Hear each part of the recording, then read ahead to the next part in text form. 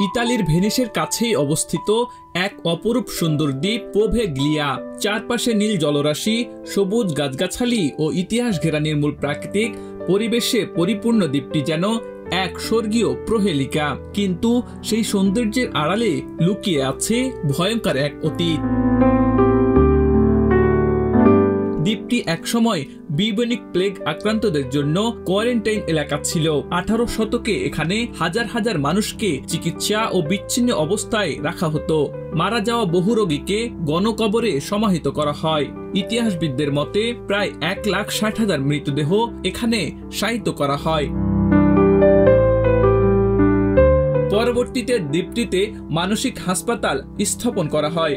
সেখানেও অমানবিক নির্যাতনের ইতিহাস রয়েছে। রোগীদের ওপর চলত ভয়াবহ মানসিক ও শারীরিক পরীক্ষা। 1968 সালে হাসপাতালটি বন্ধ হলে দ্বীপটি পুরোপুরি পরিত্যক্ত হয়ে পড়ে। এইসব ভয়াবহ ইতিহাস ও ভৌতিক কাহিনীর কারণে এই দ্বীপটিকে ভূতের দ্বীপ নামে ডাকা হয়।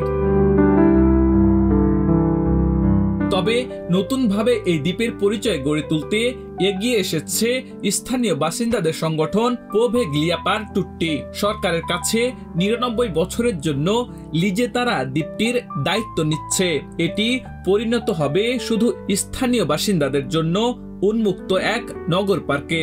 তবে পর্যটকদের জন্য দ্বীপটি নিষিদ্ধই থাকবে। 2014 সালে সরকার দ্বীপটিকে নিলামে তুললে স্থানীয়দের প্রতিবাদে তা আটকে যায়। সংগঠনটি প্রায় 4,60,000 ইউরো সংগ্রহ করে দ্বীপটিকে রক্ষা করে। তারা চান এই জায়গা ভেনিসবাসীদের জন্য এক শান্ত প্রাকৃতিক আশ্রয়স্থল হয়ে উঠুক। অপরূপ রূপ আর করুণ ইতিহাস মিলিয়ে দ্বীপটি যেন বাস্তবে এক রহস্যময় কল্পনার দ্বীপ। তবে এর বিভীষিকাময় অতীতের কারণে এটি আজও বিশ্বজুড়ে এক ভয়ের নাম। সৌন্দর্যের মাঝেও এখানে প্রবেশ করতে মানা। আব্দুল হাকিম, প্রজন্ম 24।